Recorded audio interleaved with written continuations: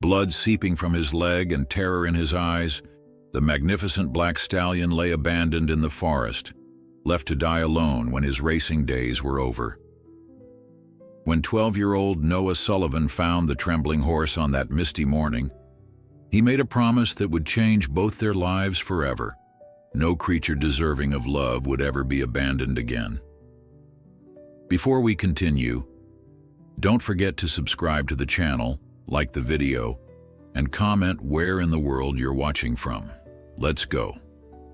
The magnificent estate of Esteban Valverde stood as a testament to wealth and power, with its marble stables, immaculate green pastures, and a dedicated staff caring exclusively for his prized horses. Among them all, one stood out, Shadow, a pure black stallion whose majestic presence commanded attention wherever he went. His flowing mane rippled like a flag in the wind, and his powerful strides on the track left spectators breathless. Shadow wasn't just a horse, he was Esteban's pride, a living symbol of his status among the elite. In every race, Esteban wagered not only money, but his reputation. The golden trophies adorning his office reflected Shadow's victories, testifying to the stallion's unmatched speed and grace. Yet fate had other plans for them both. During an important race that crisp autumn morning, Shadow burst from the gate with his characteristic precision and speed that seemed to challenge the wind itself. Esteban watched confidently from the VIP stands, dressed in his signature gray suit and wide-brimmed hat.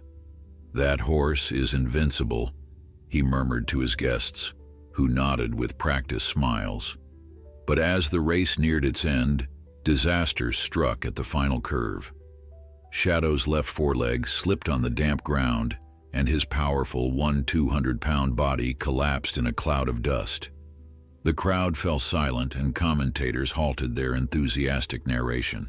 Shadow struggled to rise, but sharp pain made him falter. Attendants rushed to him while Esteban cursed from his seat, his face darkening with fury rather than concern. Hours later in the veterinary clinic, the diagnosis changed everything. "Shadow has suffered a severe tendon injury," the veterinarian explained. "With rest and therapy, he could recover enough to lead a normal life, but he'll never race again." The news struck Esteban like a physical blow. "How much will rehabilitation cost?" he asked coldly. "Several months of intensive therapy with specialized equipment and constant care. It won't be cheap, but it's possible," the veterinarian explained. Esteban pressed his lips together. He wasn't accustomed to spending money on something that wouldn't generate profit. To him, a horse incapable of racing was like an engineless car, worthless. That night, while the ranch hands retired to rest, Esteban made his decision. He summoned two of his most loyal workers, men who knew how to follow orders without asking questions. "Take Shadow far away from here. I don't care where, but I don't want him on my property," he ordered firmly. The men exchanged uncomfortable glances, but didn't dare question him.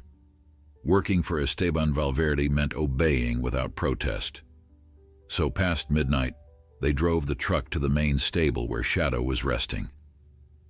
Though exhausted from pain, the horse raised his head at the sound of the doors opening. Something in his eyes conveyed a mixture of confusion and sadness, as if sensing what was coming. The men, unable to look him directly in the eye, carefully led him toward the truck. One of them gently stroked his neck before loading him. "Forgive me, friend," he whispered. The journey was long and silent. The truck traveled lonely roads, moving away from the estate and into increasingly inhospitable terrain. Finally, near a stream in the middle of a desolate forest landscape, they stopped. They unloaded Shadow carefully, but without another word. When they started the engine to leave, Shadow tried to follow them, visibly limping, but the effort was futile. The men disappeared into the darkness, leaving the horse alone under a cloud-covered sky. At dawn, the landscape surrounding him was as unfamiliar as it was inhospitable. Shadow dragged himself with effort to the stream to drink. His reflection in the surface returned the image of a horse that was no longer the champion everyone had admired. His injured leg ached with each step, but instinct pushed him to keep moving. There was no food, no shelter, and only the echo of the stream for company. The majestic, purebred horse that had been a millionaire's pride was now reduced to a vulnerable being, abandoned to his fate in a world that seemed to have forgotten him. Miles away, the sun was just beginning to paint the hills golden when Noah, a 12-year-old boy, left his small wooden cabin located at the edge of the forest. His home was humble, with weathered walls and tiled roofs that barely withstood the rains, but it was warm and full of love. Despite the difficulties, Noah always maintained a gentle spirit and kind heart. Noah had grown up surrounded by animals, and from an early age his father had taught him that all living creatures deserved respect and care. Although his father was no longer with them, having passed away the previous winter, Noah continued practicing these values every day alongside his mother, who worked long hours at the nearby town's diner. That morning, Noah decided to go to the forest stream to collect some water and perhaps find berries for breakfast. His loyal dog Max, a medium-sized mixed breed with large ears and curious eyes, accompanied him as always. As they advanced along the dirt path, something caught Noah's attention, a dark figure moving with difficulty near the trees bordering the stream. At first he thought it might be a deer or perhaps a lost cow, but as he approached he realized it was a horse, a magnificent black horse whose coat, though covered in dust and small wounds, still gleamed in the soft morning light. The horse was large, with a bearing that suggested nobility despite its current state. Its left foreleg was swollen, and it visibly limped while trying to drink water from the stream. "A horse? What's it doing here all alone?" Noah murmured, stopping a few meters away. The animal was large and imposing even in its weakened state. Its mane was tangled, and its body covered in dust and small cuts. Though its stature was impressive, it was clearly exhausted. Noah felt a knot in his stomach. He had seen injured animals before, but never such a majestic creature in such a deplorable state. He took a step toward the horse, but it suddenly raised its head and backed away with a weak whinny, as if fearing Noah might hurt it. "Easy, easy," Noah said softly, raising his hands to show he had no bad intentions. "I'm not going to hurt you." Max, the dog, ran ahead and barked a couple of times, but Noah stopped him. "Max, don't scare him," he ordered in a whisper. Noah remained still, carefully observing the horse. There was something in its gaze that deeply moved him, not just physical pain, but a kind of sadness that seemed to come from its soul. He decided he couldn't leave it there. "Someone abandoned you, didn't they? But that doesn't mean your story ends here," he said, as if the animal could understand him. With slow movements, Noah took from his pocket a piece of bread he had brought for breakfast and extended it toward the horse, maintaining a safe distance to avoid frightening it. The animal sniffed the air, hesitating, but hunger eventually overcame it. It took a couple of shaky steps toward Noah and carefully took the bread. "That's it, boy. You're safe now," he said with a gentle smile. Once Noah gained a bit of the horse's trust, he was able to get close enough to examine the injured leg. Though not a veterinarian, Noah knew enough to see that the inflammation was severe and the horse needed help urgently. The animal's eyes, though filled with pain, held a gentle intelligence that touched Noah's heart. "I'm going to call you Shadow," Noah said softly, remembering the stories his father used to tell about swift horses like the wind. The name seemed fitting for this magnificent ebony creature.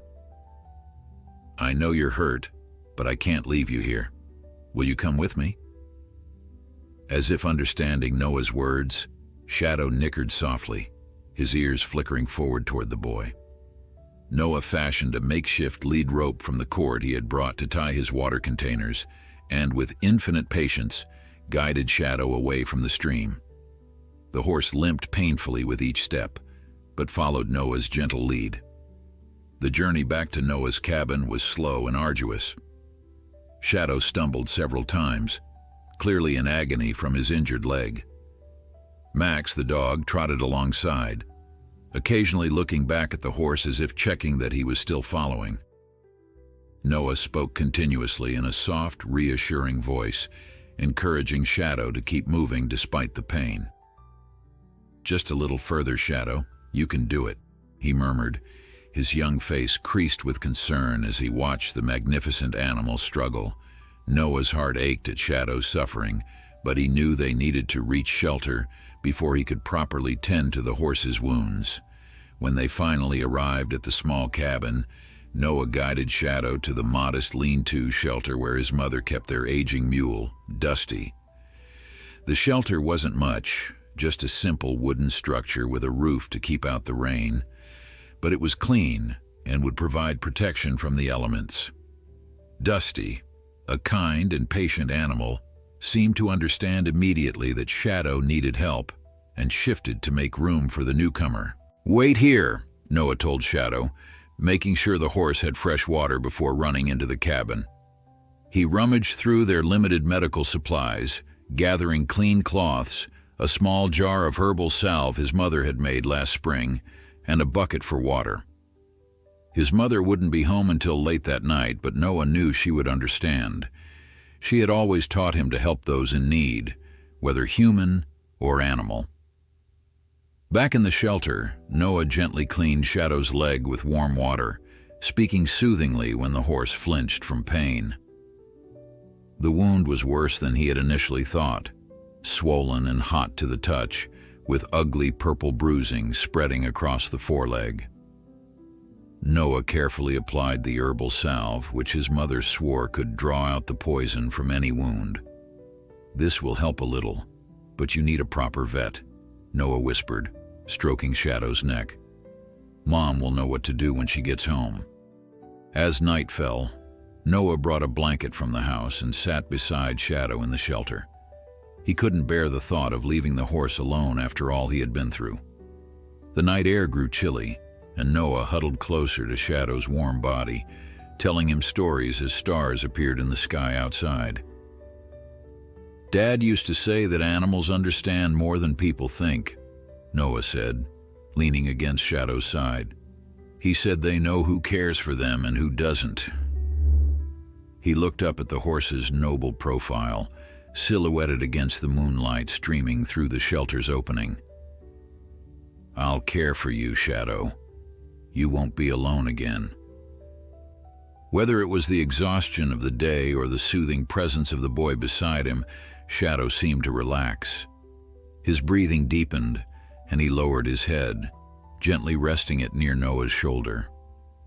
The boy smiled, feeling a connection forming between them, a silent bond of trust. Hours later, Noah's mother, Clara, returned from her shift at the diner. Tired from a long day's work, she was surprised to find Noah's bed empty.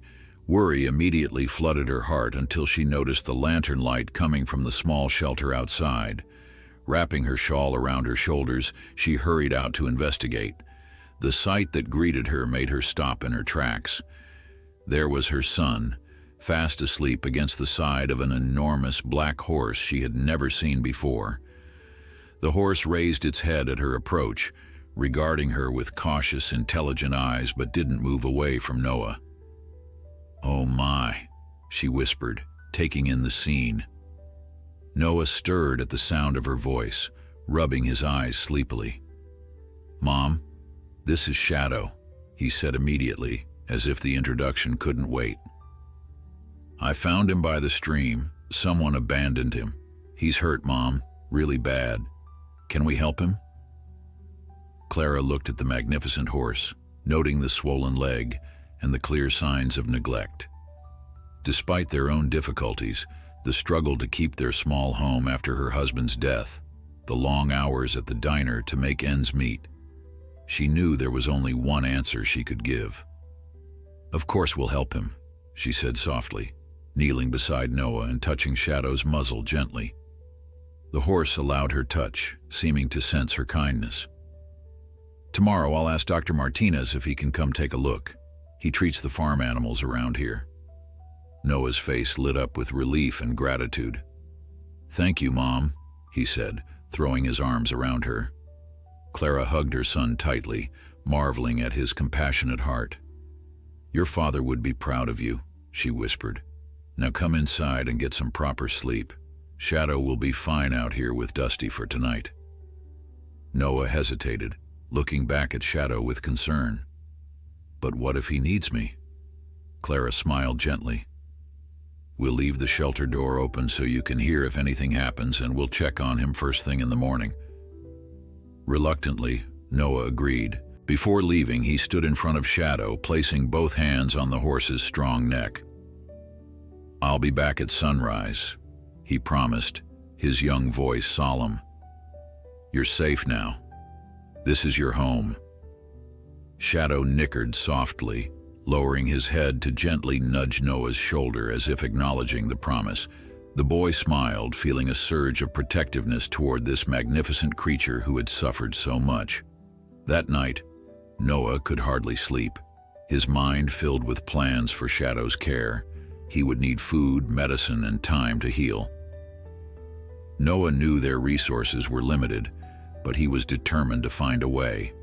Shadow deserved a second chance, and Noah was resolved to give it to him. In the shelter, Shadow rested more peacefully than he had in days. The pain in his legs still throbbed, but for the first time since his injury he felt safe. The kindness of the boy had awakened something in him, a will to live, to fight through the pain. He was no longer alone in a hostile world. Someone cared whether he lived or died, and that made all the difference. The bond forming between them was something neither could have anticipated, a connection that would change both their lives forever. As the night deepened, both boy and horse found comfort in the promise of tomorrow and the knowledge that whatever challenges lay ahead, they would face them together. The following days established a rhythm of care and healing. True to her word, Clara contacted Dr. Martinez, who arrived the next afternoon in his weathered pickup truck. The veterinarian, a kind-eyed man with salt and pepper hair and hands roughened by years of tending to farm animals, examined Shadow with practiced movements. "This is a remarkable animal," Dr. Martinez said, running his hand along Shadow's gleaming coat. "Not a common farm horse by any means. Where did you say you found him, Noah?" "By the stream in the forest," Noah replied, not straying from Shadow's side. "Someone just left him there to die." "Doctor," Martinez shook his head, his expression darkening. "People can be cruel when animals no longer serve their purpose." He continued his examination, carefully palpating the injured leg. Shadow flinched, but remained still, seeming to understand the man was trying to help. "It's a severe tendon injury," the veterinarian concluded. "The good news is, with proper care, rest, and time, he can recover. He'll likely always have a slight limp, and he'll never race or carry heavy loads, but he can still have a good life." Noah's face brightened. "He can stay with us forever, then." Clara and Dr. Martinez exchanged glances over Noah's head, both aware of the challenges that lay ahead. "Noah," Clara began gently, "caring for a horse like this requires resources. Feed alone will cost. I'll work extra chores," Noah interrupted, his young face set with determination. "I can help Mrs. Wilson with her garden after school, and Mr. Peterson said he'd pay me to help clean his barn on weekends." Dr. Martinez smiled at the boy's resolve. "Well, for now, let's focus on getting this fellow better." He handed Clara a small bottle of medicine. "This will help with the inflammation. Apply it twice daily. Keep the leg clean and wrapped. He needs complete rest for at least 6 weeks." Before leaving, Dr. Martinez took Clara aside. "Clara, this horse, he's special. The quality of his breeding, his conformation, he's worth a lot of money to someone. You might want to ask around, see if anyone's missing a valuable horse." Clara nodded thoughtfully. I'll check with the neighboring farms, but Noah... She glanced at her son, who was already unwrapping the bandages the vet had supplied. He's already so attached. I understand, the veterinarian replied kindly. Just be prepared. A horse like this doesn't simply wander into the forest. There's a story here, and sooner or later it might come looking for you. After Dr. Martinez left, Noah threw himself into Shadow's care with single-minded devotion. Every morning before school, he changed the bandages, applied the medicine, and gave Shadow fresh water and hay. After school, he spent hours in the shelter, brushing Shadow's coat until it gleamed or simply sitting beside him, telling him about his day. Shadow, for his part, seemed to thrive under Noah's care. His eyes, once dull with pain and fear, now brightened whenever the boy appeared. He would nicker softly in greeting, extending his noble head for Noah's touch. The connection between them deepened with each passing day. "You know, Shadow," Noah said one evening, as he sat cross-legged in the fresh straw, "before you came, I was always kind of lonely. Mom worked so hard, and after Dad died last winter..." His voice trailed off, and he absently stroked the horse's foreleg. "But now I have you to talk to. It's like having a friend who understands everything even when I don't say it out loud." Shadow lowered his head, gently nudging Noah's shoulder as if in agreement. The boy smiled, wrapping his arms around the horse's strong neck. Clara watched these interactions from a distance, her heart both warming and aching. Noah had been withdrawn since his father's death, retreating into himself in a way that worried her deeply. Shadow's arrival had brought back the light in her son's eyes, a joy she had feared might be lost forever. Yet she couldn't shake Dr. Martinez's warning. What would happen if Shadow's owner appeared to claim him? The weeks passed, and Shadow's recovery progressed steadily. The swelling in his leg decreased, and though he still limped, he could now walk around the small paddock Noah had cleared for him. Clara had asked at neighboring farms about a missing horse, but no one claimed to have lost such a magnificent animal. Gradually, her worries eased, and she began to believe that perhaps Shadow truly had found his way to them by some twist of fate. Noah, meanwhile, had kept his promise to earn extra money. Every afternoon after school, he worked at odd jobs around the community, helping the elderly Mrs. Wilson with her garden, mucking out Mr. Peterson's barn, and running errands for the general store. Though exhausted by nightfall, he always had time to spend with Shadow, whose presence seemed to give him endless energy. "Look, Shadow," Noah said proudly one evening, counting coins on the shelter floor. "I've saved almost enough to buy a whole month's worth of feed, and Mr. Peterson said I could have some of his older saddle gear if I help him repair his fence next weekend." Shadow watched the boy with those intelligent dark eyes, standing patient and attentive as Noah shared his plans. The horse seemed to understand the sacrifice Noah was making and responded with a gentle affection that made every effort worthwhile. One Saturday morning, while Clara was at work and Noah was cleaning Shadow's shelter, Max began barking frantically. Noah stepped outside to see a shiny black car pulling up to their modest cabin. The vehicle looked startlingly out of place in their humble surroundings, its gleaming surface reflecting the sunlight like a mirror. A tall, stern-looking man in an expensive suit stepped out, surveying the property with barely concealed disdain.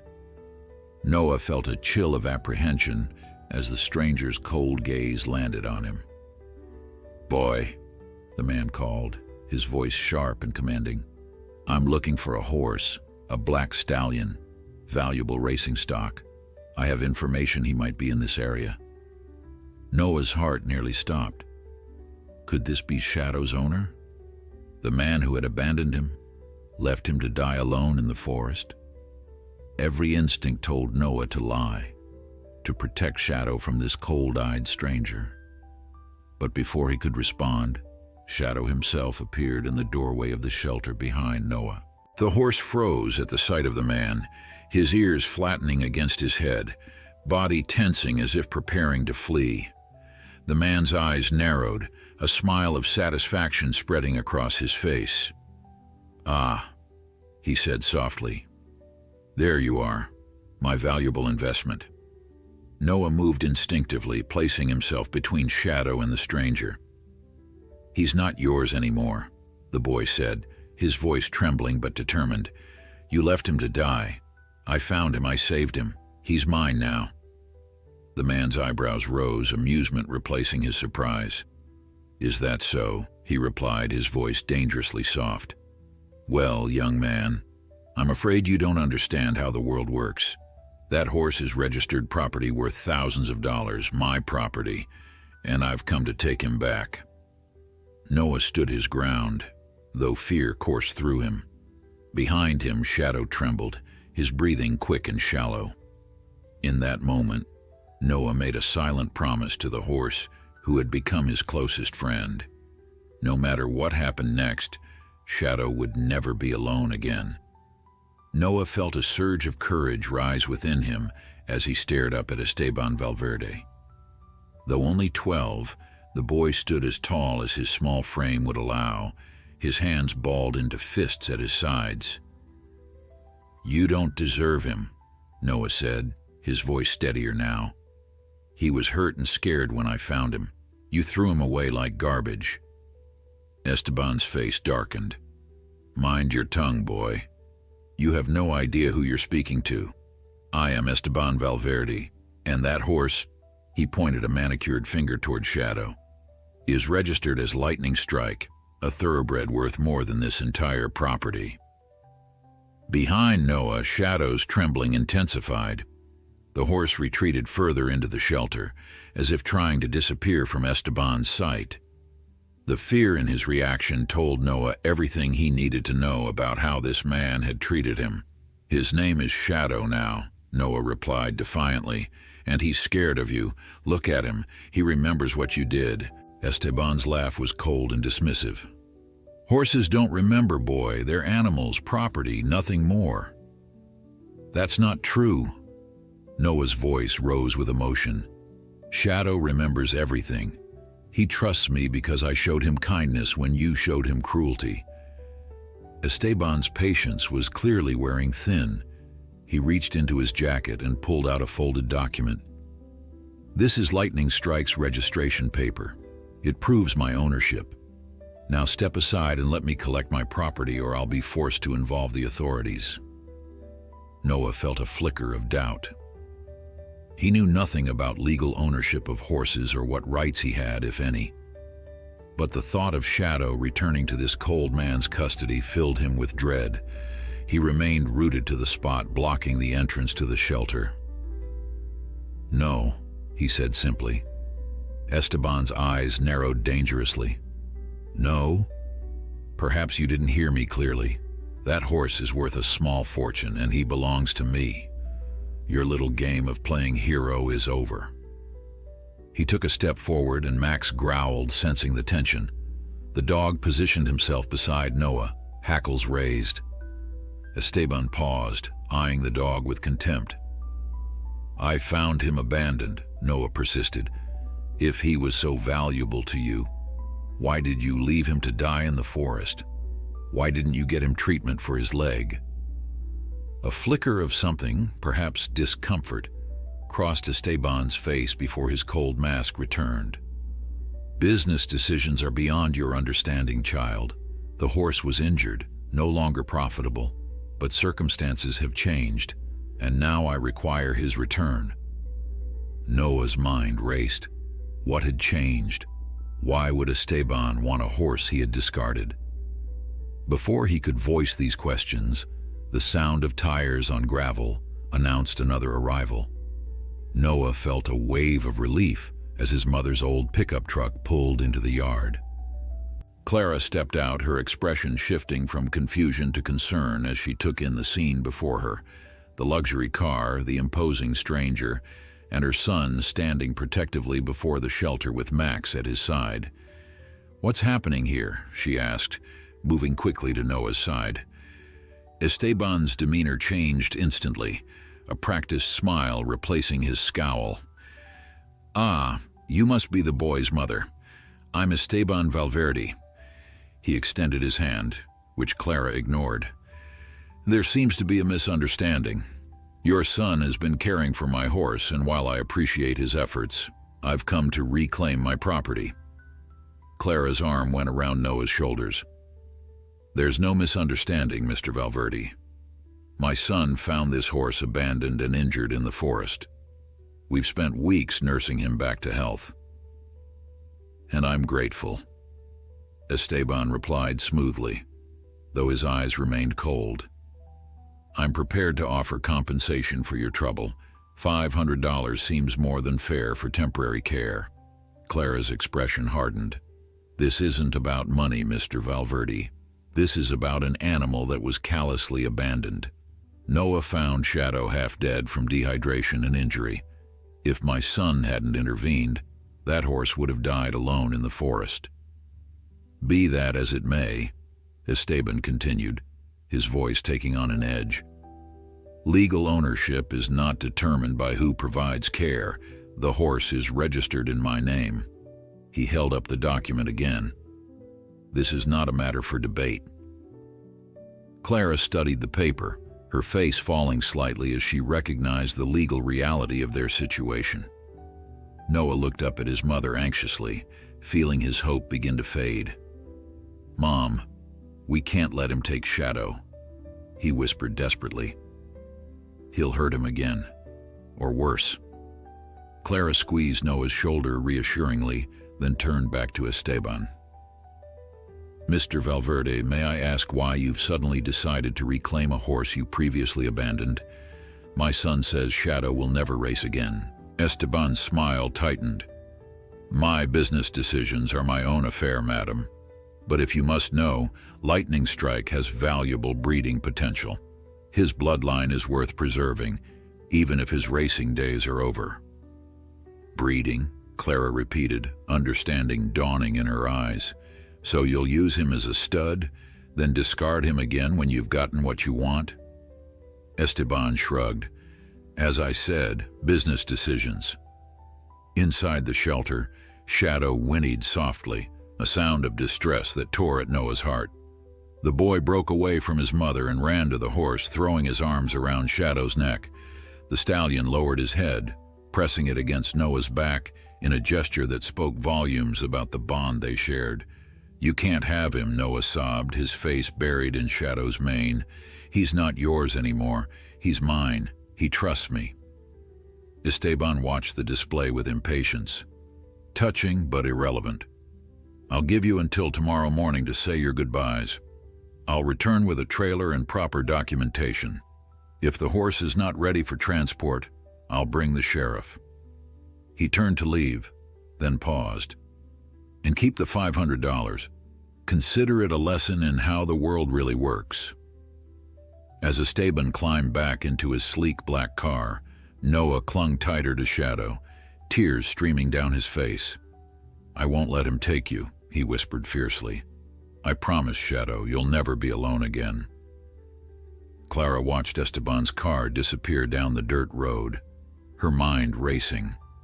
She knew the law would likely side with Esteban. The registration papers were clear proof of ownership. But something about the situation felt deeply wrong. How could the legal system reward someone for such callous abandonment? There had to be another way. She joined Noah in the shelter, placing a gentle hand on her son's trembling shoulder. "Noah, honey, we need to talk about this." Noah looked up, his face streaked with tears, eyes blazing with determination. "We have to run away, Mom. We can take Shadow somewhere he'll never find us." Clara sighed, kneeling beside her son. "That's not the answer, sweetheart. We can't just run from our problems." "Then what can we do?" Noah asked desperately. "I promised Shadow he'd be safe here. I promised he'd never be alone again." Clara looked from her son to the magnificent horse that had brought such joy back into Noah's life. Shadow's intelligent eyes seemed to be watching her, waiting. In that moment, Clara made a decision. "We fight," she said firmly. Not with fists or by running away, but with truth. Mr. Valverde may have legal ownership, but he also abandoned Shadow to die. That has to count for something. Noah wiped his tears, hope flickering in his eyes. How do we fight someone like him? Clara smiled, an idea forming. We'll need help, and I know just where to start. Dr. Martinez needs to document Shadow's condition when you found him, and then we need to talk to Judge Winters. For the first time since Esteban's arrival, Noah felt a spark of hope. He turned back to Shadow, gently stroking his velvet muzzle. Did you hear that, Shadow? We're going to fight for you, and we're going to win. The moment Esteban's car disappeared from view, Clara sprang into action. She called Dr. Martinez, who agreed to come immediately after hearing the urgency in her voice. Then she contacted Judge Winters, an old family friend who had been close to Noah's father. The judge couldn't speak on the phone, but promised to meet them that evening.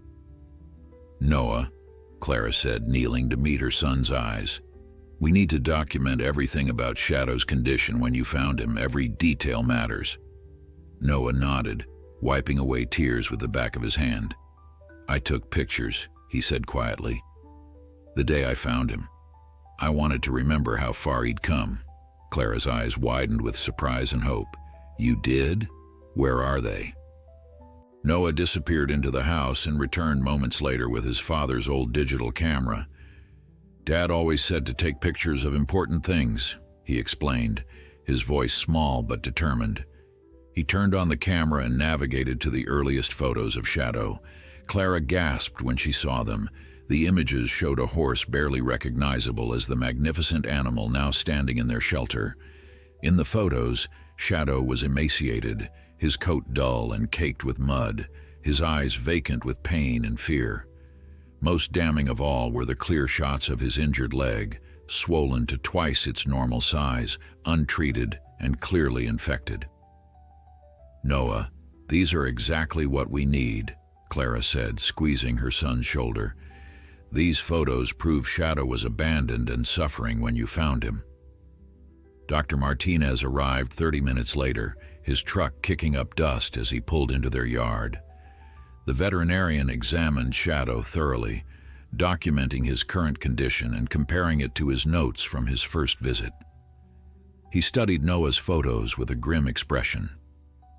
Animal abandonment is a serious offense, he said, looking from Clara to Noah. Especially for a valuable animal like this. These photos, combined with my medical assessment, provide clear evidence of neglect and abandonment. Will it be enough? Clara asked anxiously. Esteban has registration papers. Dr. Martinez sighed. Ownership papers are powerful, but so is evidence of animal cruelty. Judge Winters will know best how to navigate this legally, but I'll testify to Shadow's condition if needed. They spent the next few hours gathering every bit of evidence they could, receipts for Shadow's medicine and feed, Noah's daily log of the horse's care, even the makeshift bandages Noah had used before Dr. Martinez's first visit. Each item told part of the story of Noah's dedication and Shadow's recovery. Throughout it all, Shadow remained close to Noah, as if sensing the boy's distress. The horse followed Noah around the small paddock, occasionally nudging his shoulder or lowering his head to be stroked. The bond between them was palpable, a silent communication that needed no words. He understands what's happening, Noah told Dr. Martinez as they watched Shadow drink from the water trough. He knows Esteban wants to take him away. The veterinarian nodded thoughtfully. Horses are more perceptive than most people give them credit for. They form deep bonds and remember both kindness and cruelty. He placed a hand on Noah's shoulder. The connection you've formed with Shadow is rare and special. We'll do everything we can to protect it. As evening approached, Judge Winters' pickup truck rumbled into the yard. The judge was a tall, imposing man with silver hair and penetrating blue eyes that missed nothing.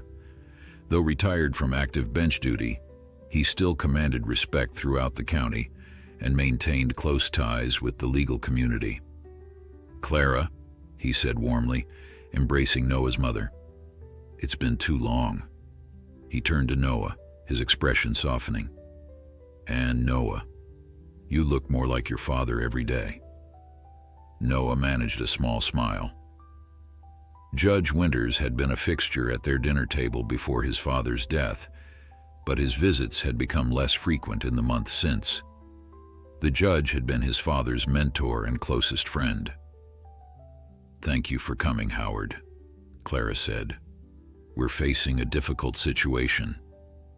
Inside the cabin, they laid out everything. The photos, the medical records, the care log, and the confrontation with Esteban. Judge Winters listened attentively, occasionally asking questions but mostly absorbing the information with a thoughtful expression. May I see the horse? He asked when they had finished. Noah led the judge to the shelter, where Shadow stood watching them warily.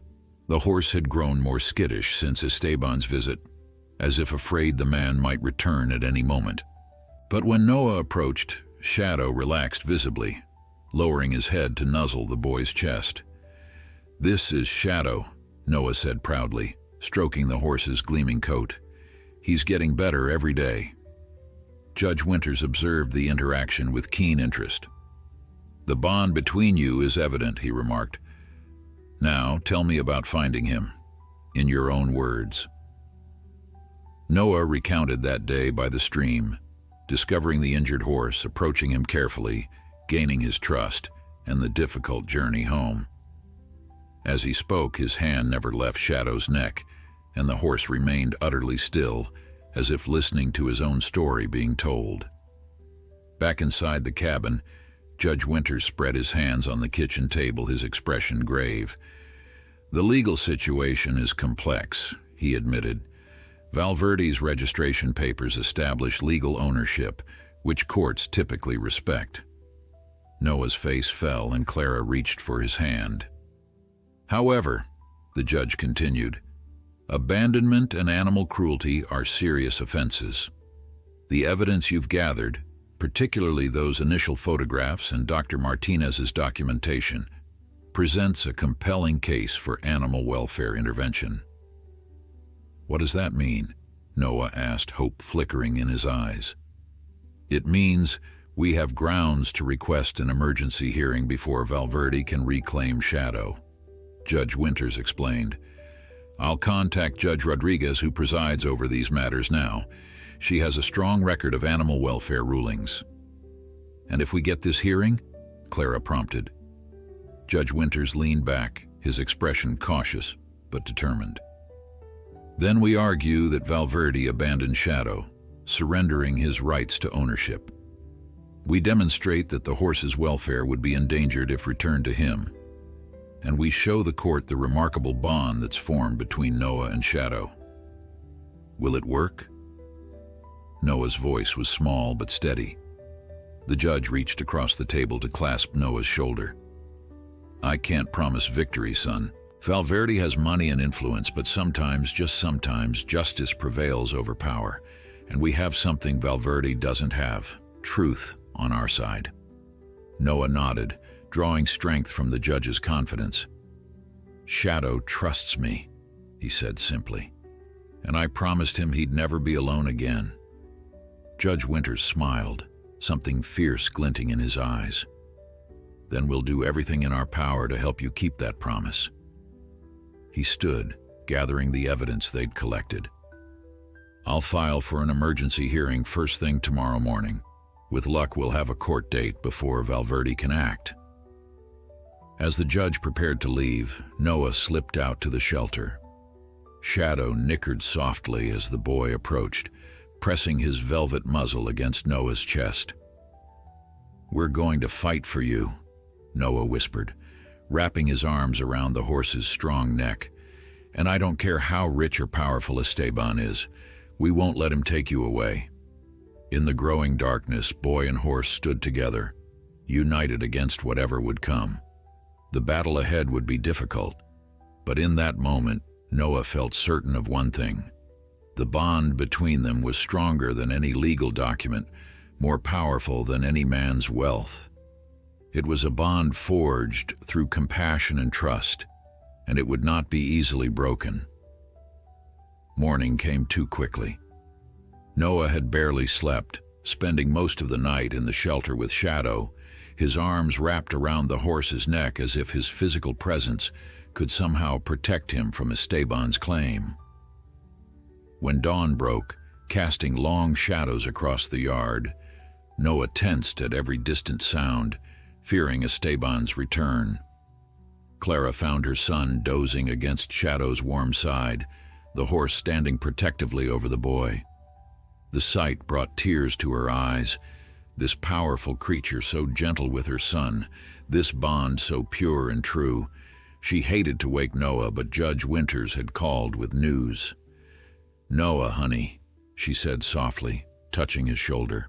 "Wake up, Judge Winters got us the emergency hearing. It's scheduled for this afternoon." Noah blinked awake, instantly alert. "Today? What about Esteban? He said he'd come this morning."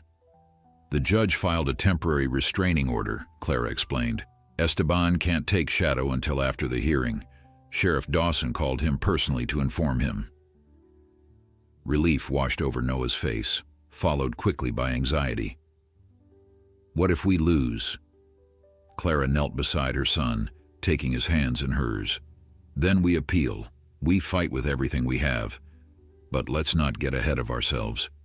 Judge Rodriguez agreed to hear our case on an emergency basis. That's already a victory." Noah nodded, drawing strength from his mother's determination.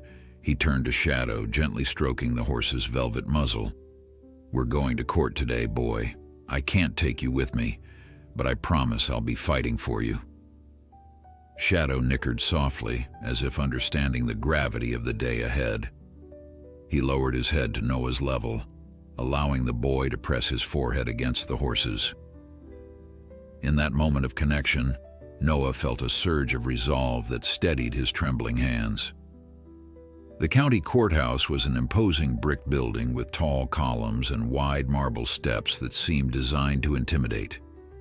Noah, dressed in his best clothes, pressed pants and a button-up shirt that had belonged to his father, felt small and vulnerable as they climbed those steps. Dr. Martinez and Judge Winters met them at the entrance, both offering reassuring smiles. "Remember," Judge Winters said quietly as they walked through the heavy wooden doors, "speak from the heart. Tell your story exactly as it happened. The truth is our strongest weapon." The courtroom was smaller than Noah had imagined, but no less intimidating with its dark wood paneling and solemn atmosphere. A handful of spectators sat in the back rows, neighbors and friends who had heard about the case and come to offer support. Noah's heart warmed at the sight of Mrs. Wilson and Mr. Peterson among them. His relief was short-lived, however, when Esteban Valverde strode into the courtroom. The man wore an impeccably tailored suit and an expression of cold confidence. Beside him walked a sharp-featured woman carrying a leather briefcase, his attorney, Noah assumed. Esteban's gaze swept the room, lingering briefly on Noah with a dismissive smirk that made the boy's stomach tighten. "All rise," called the bailiff, and Judge Rodriguez entered the courtroom. She was a middle-aged woman with stern features softened by kind eyes. She took her seat, surveyed the room, and wasted no time. "This is an emergency hearing regarding the disputed ownership of a thoroughbred stallion," she announced. "We'll hear arguments from both parties, then I'll make my determination. Mr. Valverde, as the registered owner, you may begin." Esteban's attorney rose smoothly, her voice precise and practiced. "Your Honor, this case is straightforward. My client, Mr. Esteban Valverde, is the legal and registered owner of the thoroughbred stallion Lightning Strike." She presented the registration papers with a flourish. "The animal strayed from Mr. Valverde's property approximately 6 weeks ago and was found by the minor, Noah Sullivan. While we appreciate the care provided, the horse remains Mr. Valverde's legal property, which he now wishes to reclaim."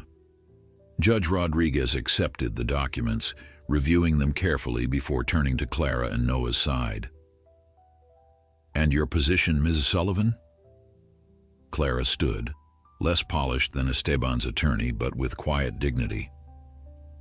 Your Honor, we don't dispute that Mr. Valverde was the original owner. What we dispute is his right to reclaim an animal he deliberately abandoned. A murmur rippled through the courtroom. Esteban's face darkened, but he maintained his composed facade. That's a serious accusation, Judge Rodriguez noted. Do you have evidence to support it? Yes, Your Honor, Clara replied, producing the folder of documentation they had prepared. My son found this horse near death from injury and neglect. Dr. Martinez, our veterinarian, has documented the horse's condition. Dr. Martinez was called forward, presenting his medical assessment and Noah's photographs. The images displayed on a court monitor elicited gasps from the spectators. Shadow's condition upon discovery, emaciated, injured, clearly abandoned, was starkly evident. In my professional opinion, Dr. Martinez concluded, this horse was deliberately abandoned, likely due to his injury making him unprofitable as a racehorse. Without intervention, he would have died within days. Judge Rodriguez studied the photos carefully, her expression grave. Mr. Valverde, how do you respond to these allegations? Esteban rose with practiced composure. Your Honor, lightning strike escaped after his injury. We searched extensively but couldn't locate him. We presumed him dead. When I learned he had been found, I naturally wished to reclaim my valuable property. You searched extensively, Judge Rodriguez repeated, skepticism evident in her tone. Yet the animal was found less than 5 miles from your estate near a public stream, and you made no report of a missing horse to local authorities. Esteban's confident smile faltered slightly. We searched in areas we thought most likely. And you made no inquiries with local veterinarians, the judge continued, consulting her notes. Nor did you post any notices about a missing thoroughbred. Is that correct? Your Honor, Esteban's attorney interjected, the manner of the horse's departure from Mr. Valverde's property is irrelevant to the matter of legal ownership. Judge Rodriguez fixed the attorney with a stern gaze. I'll decide what's relevant in my courtroom, counselor. She turned back to Esteban.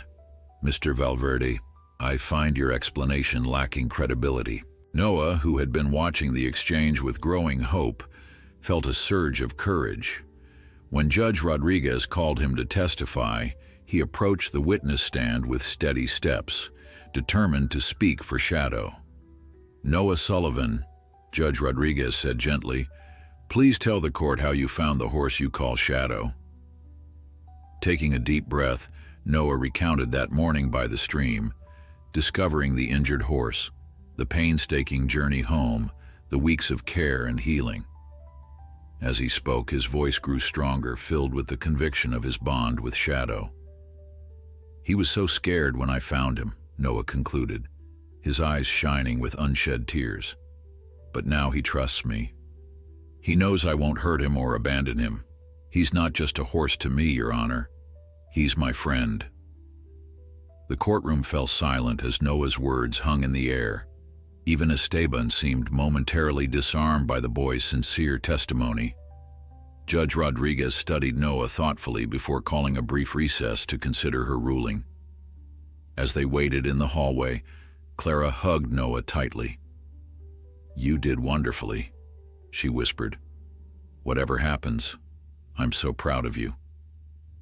Noah nodded against her shoulder, hoping desperately that his words had been enough, that somehow justice would prevail over wealth and power. In his heart, he made the same promise yet again.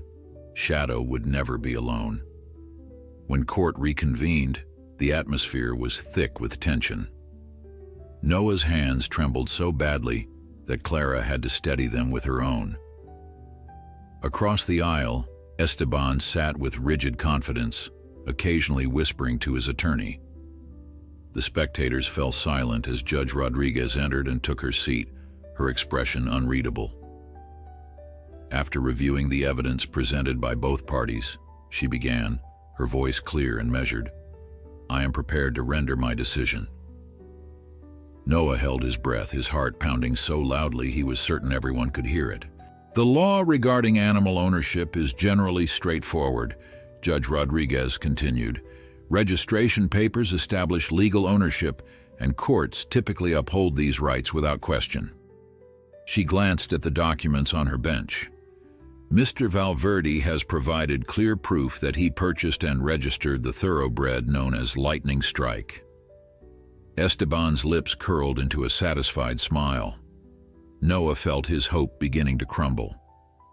"However," the judge continued, her tone shifting, "this court cannot ignore the compelling evidence of abandonment and neglect. The photographs taken by Noah Sullivan, corroborated by Dr. Martinez's professional assessment, paint a disturbing picture of an animal deliberately left to suffer and die." She fixed Esteban with a stern gaze.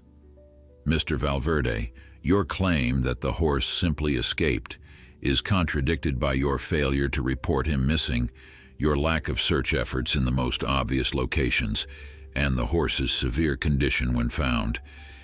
This court finds that your actions constituted willful abandonment." A murmur rippled through the courtroom. Esteban's face darkened with anger, but he remained silent. "Furthermore," Judge Rodriguez continued, "this court must consider the best interests of the animal. Since being rescued by Noah Sullivan, the horse has received exemplary care, formed a strong bond with the boy, and shown significant improvement. Testimony indicates that the horse displays fear and distress in Mr. Valverde's presence, suggesting a history of mistreatment." Noah squeezed his mother's hand, hope blooming in his chest. "Therefore, it is the ruling of this court that Mr. Valverde's abandonment of the animal constitutes a surrender of ownership rights. Custody of the horse, now known as Shadow, is awarded to the Sullivan family, with the provision that they continue to provide appropriate care and shelter." A cheer erupted from the spectators. Noah sat stunned, unable to fully comprehend that they had won. Clara wrapped her arms around him, tears streaming down her face. "Furthermore," Judge Rodriguez added, raising her voice above the commotion, "this court orders Mr. Valverde to reimburse the Sullivan family for all medical expenses incurred in rehabilitating the horse, an amount to be determined and submitted to the court within 30 days. She struck her gavel once. "This matter is concluded." Esteban shot to his feet, his face contorted with rage. "This is an outrage. I'll appeal this decision immediately." Judge Rodriguez regarded him coolly. "That is your right, Mr. Valverde. But be aware that an appeal will trigger a full investigation into your horsekeeping practices, including interviews with your staff and inspections of your facilities. Given the evidence already presented, you may wish to consider whether that serves your interests." The implied threat was clear. Esteban's jaw clenched as he conferred with his attorney in hushed, angry tones. Finally, with a venomous glare at Noah, he stormed from the courtroom, his attorney hurrying after him. Noah barely noticed Esteban's departure. His mind was already with Shadow, eager to return home and share the news. As they left the courthouse, friends and neighbors surrounded them with congratulations and offers of help. Dr. Martinez shook Noah's hand firmly. "You did it, son. You saved Shadow in more ways than one." Judge Winters embraced Clara, then placed a hand on Noah's shoulder. "Your father would be so proud of you today," he said softly. "You stood up for what was right, against all odds." The drive home seemed endless to Noah. When they finally pulled into their yard, he leaped from the truck before it fully stopped, racing toward the shelter. "Shadow," he called. "Shadow, we did it." The horse appeared in the doorway, ears pricked forward at the sound of Noah's voice. With a soft nicker, Shadow trotted toward the boy, his limp still evident, but his movements stronger and more confident than they had been in weeks. Noah threw his arms around the horse's neck, burying his face in the silky mane. "You're safe now," he whispered, tears of joy streaming down his face. "You're really ours. He can't take you away." Shadow lowered his head, gently nuzzling Noah's back as if returning the embrace. In that moment, it seemed to Noah that the horse understood exactly what had happened, that the shadow of Esteban's claim had been lifted, that they would remain together. Clara watched from a distance, her heart full. The sight of her son and the magnificent horse locked in their embrace spoke volumes about the power of compassion and the deep bonds that could form between species. She knew there would still be challenges ahead. Caring for Shadow would require resources they barely had. But seeing Noah's joy made every sacrifice worthwhile. That evening, neighbors began arriving with gifts to celebrate their victory. Mrs. Wilson brought a basket of fresh vegetables from her garden. Mr. Peterson arrived with several bales of hay and a set of grooming brushes. Others brought feed, supplements, and even offers to help build a proper stable for Shadow. The small yard became an impromptu celebration, with Shadow as the guest of honor, accepting treats and gentle pats from well-wishers with dignified grace. As the gathering continued, Clara found Noah sitting alone on the porch steps, watching Shadow interact with their friends. She sat beside him, wrapping an arm around his shoulders. "Penny for your thoughts?" she asked softly. Noah leaned against her. "I was just thinking about Dad," he said. "I wish he could have met Shadow." Clara smiled sadly. "He would have loved him, and he would have been so proud of how you fought for him. Do you think he was watching today, in court?" Clara kissed the top of her son's head. "I know he was." They sat in companionable silence, watching as Shadow moved through the small crowd, stopping occasionally to accept a carrot or an apple slice, but always returning to check on Noah, as if making sure the boy was still there. As night fell and the neighbors departed, Noah led Shadow back to the shelter. The horse's stall had been freshly bedded with clean straw, and a new water bucket hung on the wall, gifts from their supporters. Noah spent time brushing Shadow's coat until it gleamed in the lantern light, speaking softly about their future together. "We're going to be okay," he told the horse, running the brush in long, smooth strokes down Shadow's flank, "and no one will ever hurt you or abandon you again." Shadow nickered softly in response, his intelligent eyes fixed on Noah with what could only be described as trust. The horse lowered his head to nuzzle the boy's chest, and Noah wrapped his arms around Shadow's neck, feeling the strong, steady heartbeat against his cheek.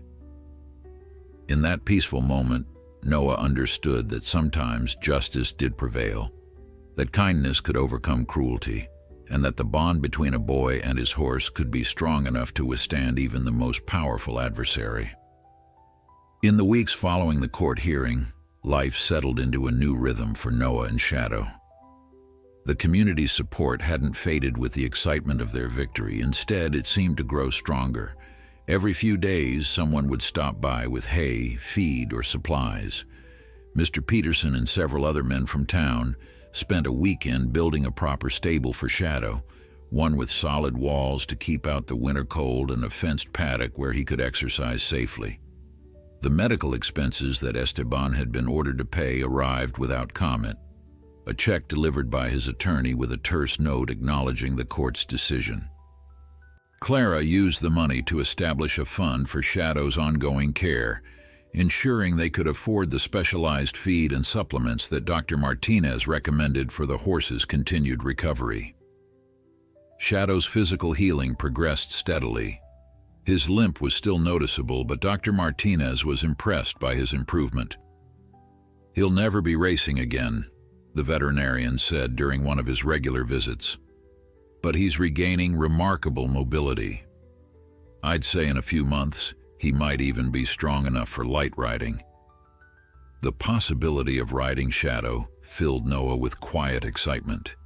He'd never had his own horse before, had only ridden a few times on gentle old horses at summer camps or friends' farms, The thought of sitting astride Shadow's powerful back, feeling that connection in a whole new way, was thrilling. Each day, Noah spent hours with Shadow, not just caring for his physical needs, but strengthening their bond. He read to the horse from his favorite books, talked about school and friends, and sometimes just sat in companionable silence, his hand resting on Shadow's gleaming coat. The horse seemed to listen with intelligent interest, his ears pricked forward, eyes fixed on Noah as if absorbing every word. Noah noticed that Shadow's personality emerged more each day, now that fear and pain no longer dominated his existence. The horse had a playful side, sometimes nudging Noah's pockets for treats or tossing his head in an almost mischievous way. He was dignified too, carrying himself with a natural elegance that spoke of his noble breeding.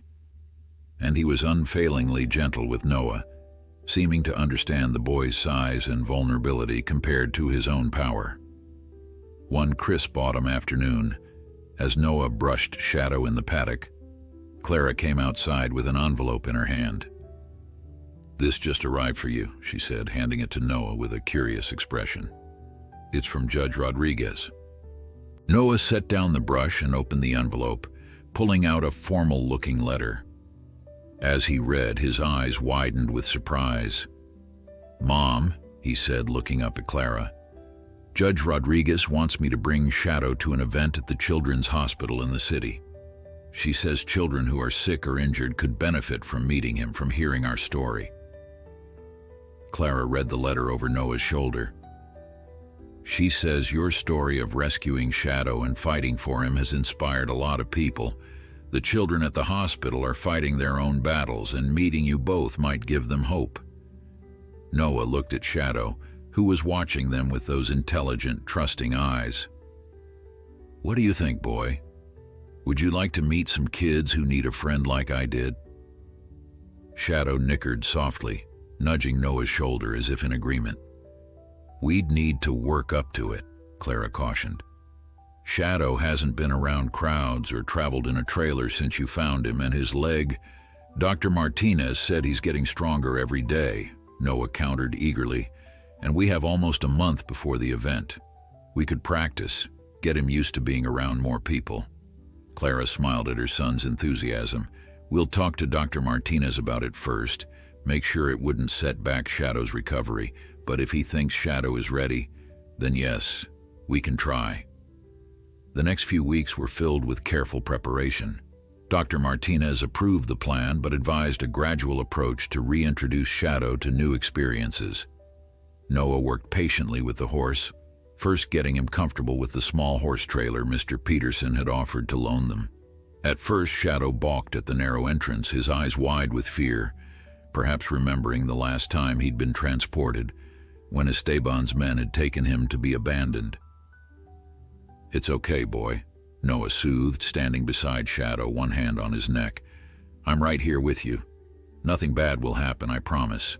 Day by day, Shadow's trust in Noah overcame his fear. First, he would put just his head into the trailer to take a treat from Noah's hand, then one front foot, then two. Eventually, he walked calmly up the ramp and stood quietly inside, secure in the knowledge that Noah would never lead him into danger.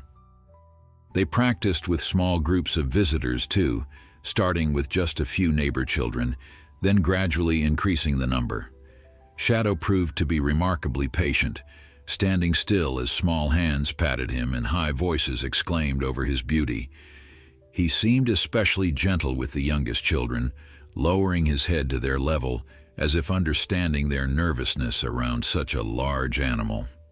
The day of the hospital visit arrived clear and cool. Noah rose before dawn to groom Shadow until his black coat gleamed like polished onyx. They loaded him into the trailer without incident, Shadow now comfortable with the process as long as Noah was by his side.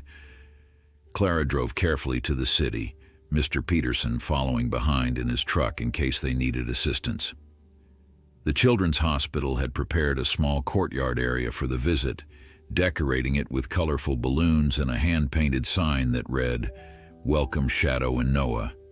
Hospital staff had arranged chairs in a semicircle where children in wheelchairs and others able to walk with assistance were already waiting, their faces alight with anticipation. Noah felt a flutter of nervousness as he led Shadow from the trailer. This was the first time they'd been in such an unfamiliar place with so many strangers.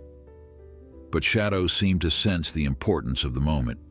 He walked beside Noah with dignified calm, his ears alert, but his manner relaxed. A collective "oh" rose from the children as Shadow came into view. Noah glanced at the horse, seeing him through their eyes, powerful, majestic, with his gleaming black coat and intelligent eyes. Despite his slight limp, Shadow carried himself with an innate grace that commanded attention. Judge Rodriguez stepped forward to greet them, her stern courtroom demeanor replaced by a warm smile. "Noah, Shadow, thank you for coming," she said. "These children have been looking forward to meeting you both."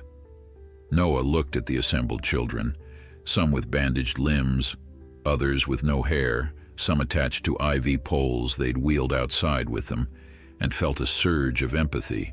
They were fighting their own battles, just as Shadow had fought to recover from his injuries and abandonment.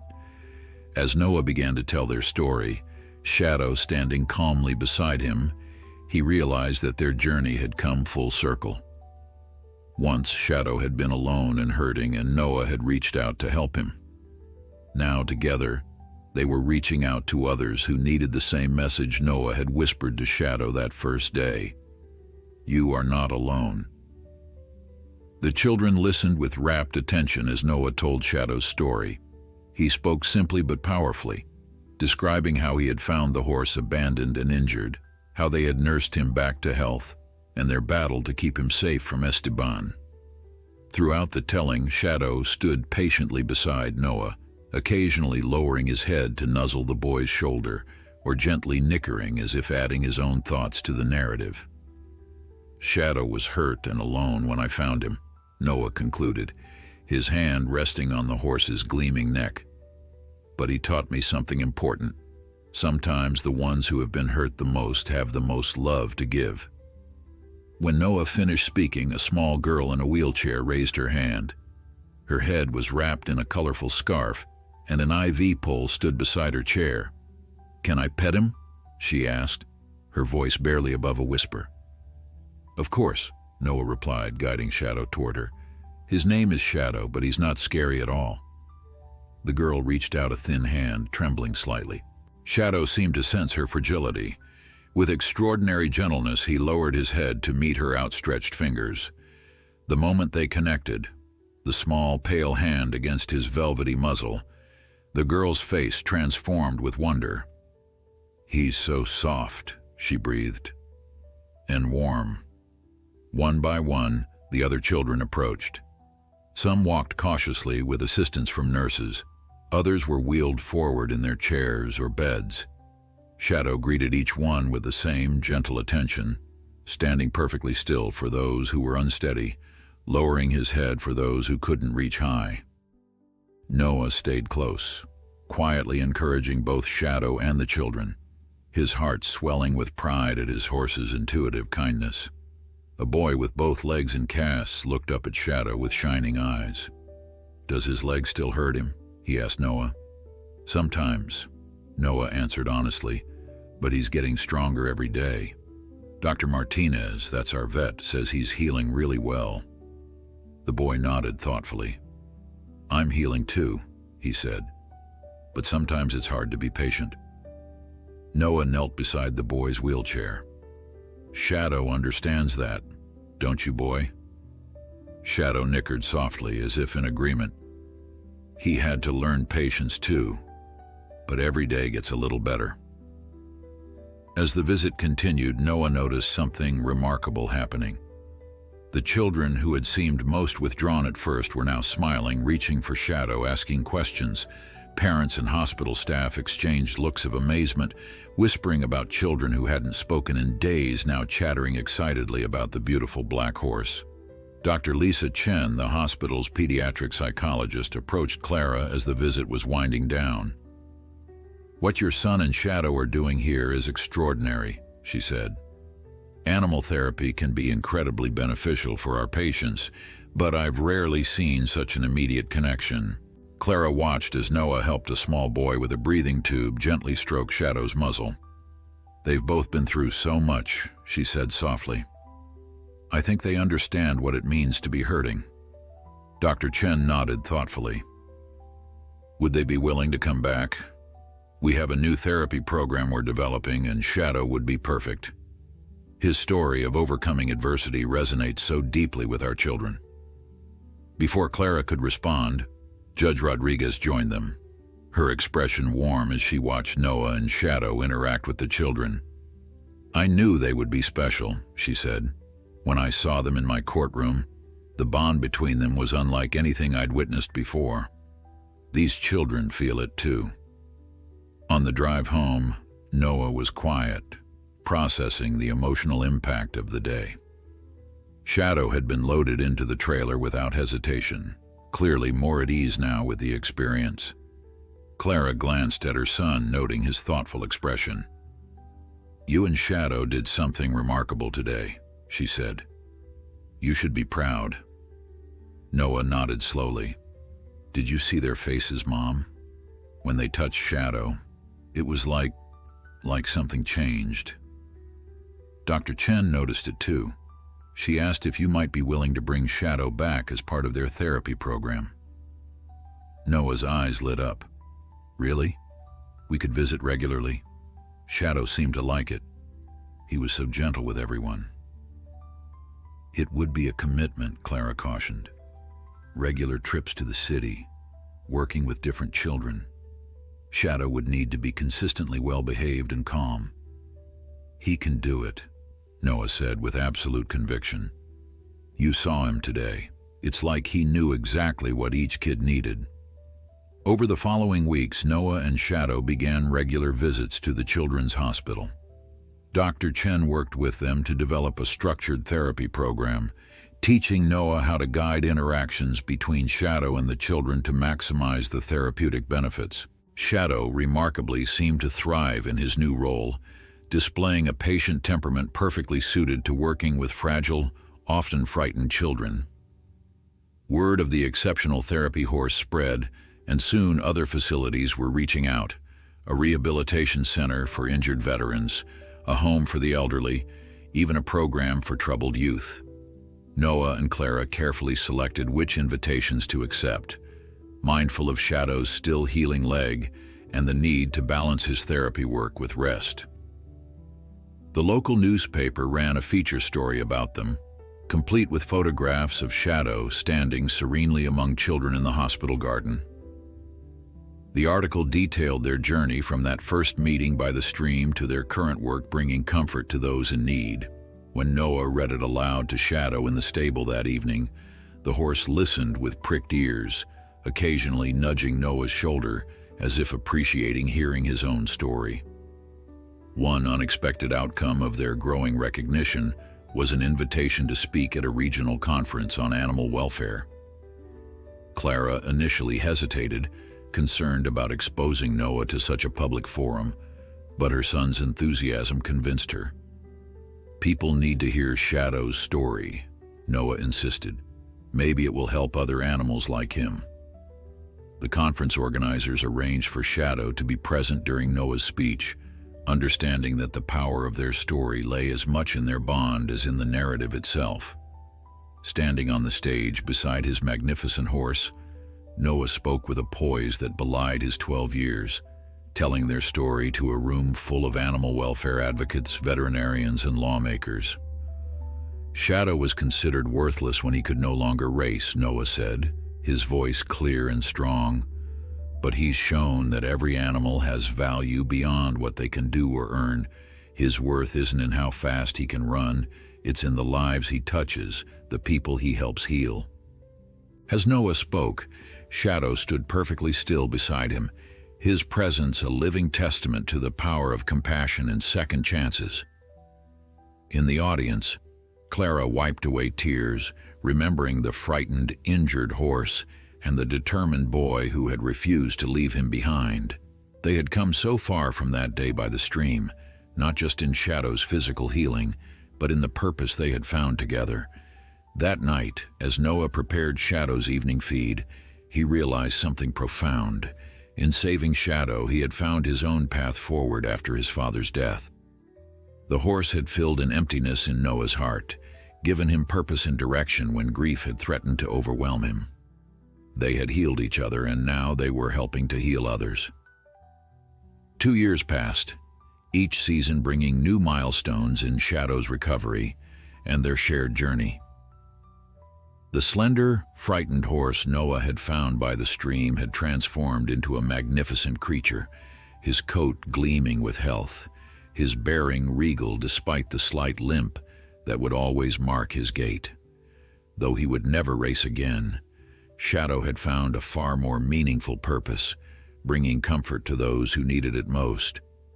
Their therapy visits had evolved into a structured program that now served hundreds of children across 3 hospitals.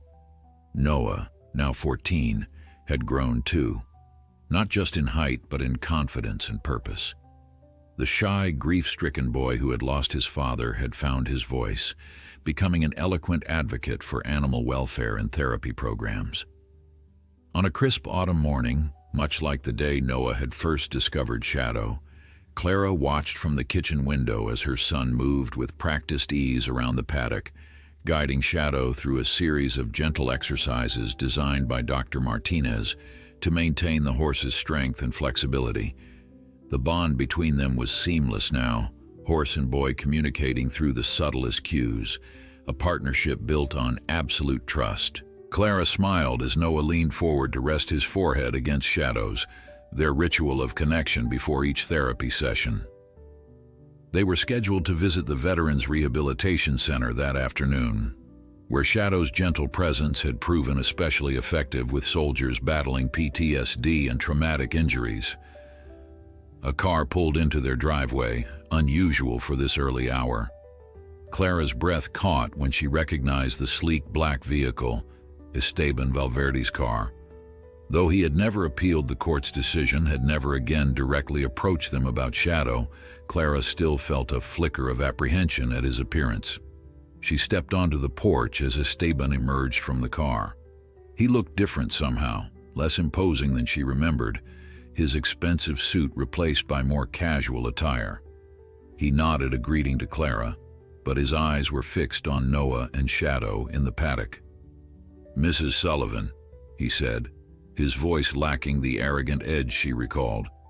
"I apologize for arriving unannounced. I've been following your son's work in the papers. I wondered if I might speak with him briefly." Clara hesitated, protective instincts flaring. "That depends on your intentions, Mr. Valverde." "I'm not here to cause trouble," Esteban assured her, his expression uncharacteristically humble. Quite the opposite, in fact. Noah had noticed their visitor. He whispered something to Shadow, then walked toward the house, the horse following at his shoulder without any visible guidance. Clara marveled again at their connection. Shadow was no longer tethered by rope or halter, yet he stayed faithfully at Noah's side, their movements synchronized like dancers. Shadow's reaction to Esteban was telling. There was recognition in the horse's intelligent eyes, but the fear that had once caused him to tremble and retreat was gone. He stood tall beside Noah, regarding his former owner with what could only be described as dignified indifference. "Mr. Valverde," Noah acknowledged, his voice steady despite the surprise of seeing the man again. "Why are you here?" Esteban seemed momentarily at a loss for words, studying the transformation in both boy and horse. "I came to apologize," he said finally, "and to make amends if possible." Noah's expression remained guarded, his hand resting protectively on Shadow's neck. "I've been following your work," Esteban continued. "The therapy program you've developed, the children you've helped, it's remarkable. It's made me reconsider many things." "Like abandoning horses when they're no longer profitable?" Noah asked, his directness tempered by a maturity beyond his years. Esteban had the grace to look ashamed. "Yes, among other things." He gestured toward his car. I've established a foundation for retired racehorses, rehabilitation, retraining for new careers, therapy work. I've committed significant resources to ensuring no horse from my stables will ever again be discarded when their racing days are over. Noah's expression softened slightly, but caution remained. Why tell us this? Because it was you and Shadow, who showed me the error of my ways. Esteban's gaze shifted to the magnificent black horse. What I saw as a worthless investment, you recognized as a being capable of extraordinary healing and connection. I was blind to his true value. He reached into his jacket and produced an envelope. The foundation is hosting a fundraising gala next month to establish a permanent sanctuary for retired racehorses. I'd be honored if you and Shadow would attend as guests of honor. Your story, it deserves to be heard by people who can make a difference in the racing industry. Noah looked to his mother, who nodded slightly, then back to Esteban. We'll consider it, he said, but only if the focus remains on the horses and their welfare, not on publicity or profit. Of course, Esteban agreed quickly. That's precisely the point. To change how the industry treats these animals after their racing careers end. As they discussed the details, Shadow remained calmly at Noah's side, occasionally nudging the boy's shoulder as if offering his own input to the conversation. Clara was struck by how far they had all come. Noah from a grieving, lonely boy to a poised young advocate. Shadow from an abandoned, broken racehorse to a confident therapy animal. And even Esteban, from a cold businessman who viewed animals as commodities to someone capable of recognizing his mistakes and working to correct them. After Esteban departed, Noah led Shadow back to the paddock, where they resumed their exercises. Clara joined them, leaning against the fence to watch. "What do you think?" she asked. "About Esteban's invitation?" Noah was quiet for a moment, brushing Shadow's gleaming coat with long, thoughtful strokes. "I think we should go," he said finally. "Not for Esteban, but for all the other horses like Shadow who deserve a second chance."